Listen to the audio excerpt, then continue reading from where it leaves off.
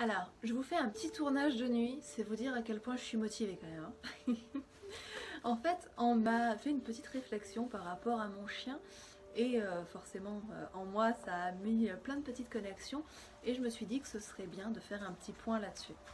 En fait, j'ai dit que mon chien... Bonjour mon chéri. En fait, j'ai dit que mon chien n'était pas méchant quand on me l'a demandé. J'ai fait non, il n'est pas méchant, vous pouvez le caresser si vous le souhaitez.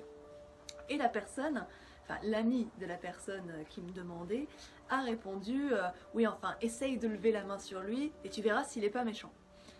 Et je me suis dit, waouh, on doit avoir un petit couac de définition sur le mot méchant, en fait. Hein.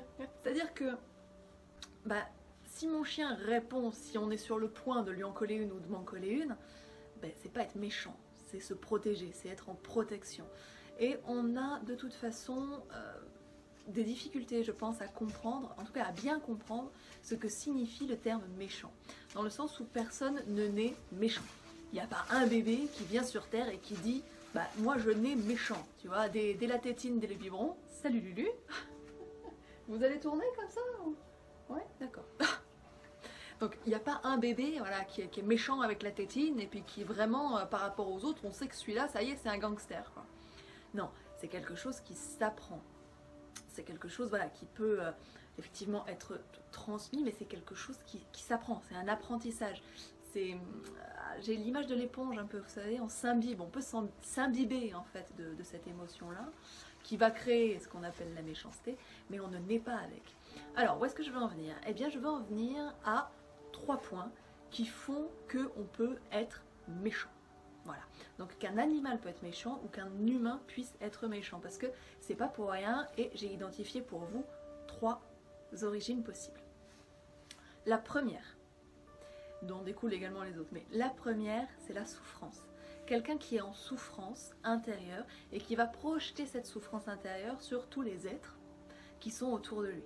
Donc en fait, qu'est-ce qu'il vous dit? Il vous dit, je suis en train de souffrir et ma façon à moi de gérer ça, c'est d'être méchant avec... enfin voilà, d'exprimer ça de cette manière-là avec les gens qui sont autour de moi. Donc l'expression de la souffrance par la méchanceté. Ensuite, on va avoir en petit 2 le manque de confiance et la protection.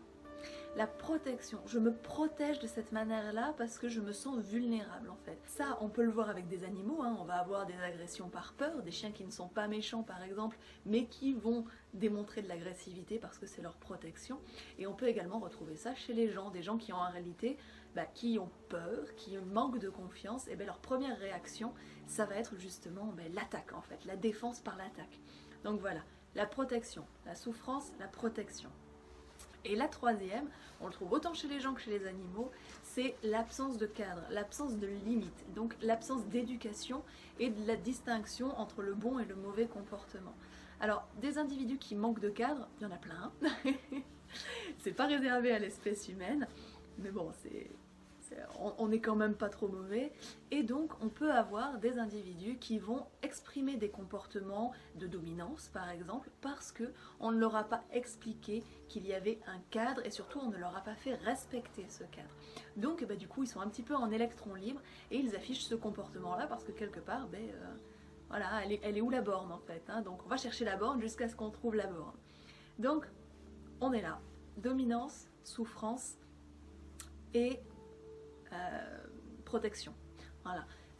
À mes yeux, c'est toujours un de ces 3 points. Il y a toujours une corrélation avec un comportement agressif, il y a toujours un truc entre ces 3 points. Donc voilà, j'espère que tout ça, ça vous aura éclairé. Bien entendu, on ne lève pas la main sur un chien pour savoir s'il est méchant, parce que s'il répond, c'est normal. C'est une espèce de protection vitale, hein, donc j'espère même qu'il va vous répondre, ça veut dire qu'il est en bonne santé, quelque part. Hein. Et puis moi, je vous fais des gros bisous, et puis je vous dis à très bientôt. Lulu, tu nous dis bonsoir aussi? Ah mais elle est en dessous en fait. Lulu. Attendez. Voilà. Voilà. Tu dis bonsoir? Bonsoir. Ouais. Elle a la dalle. Elle a déjà mangé, mais elle a la dalle.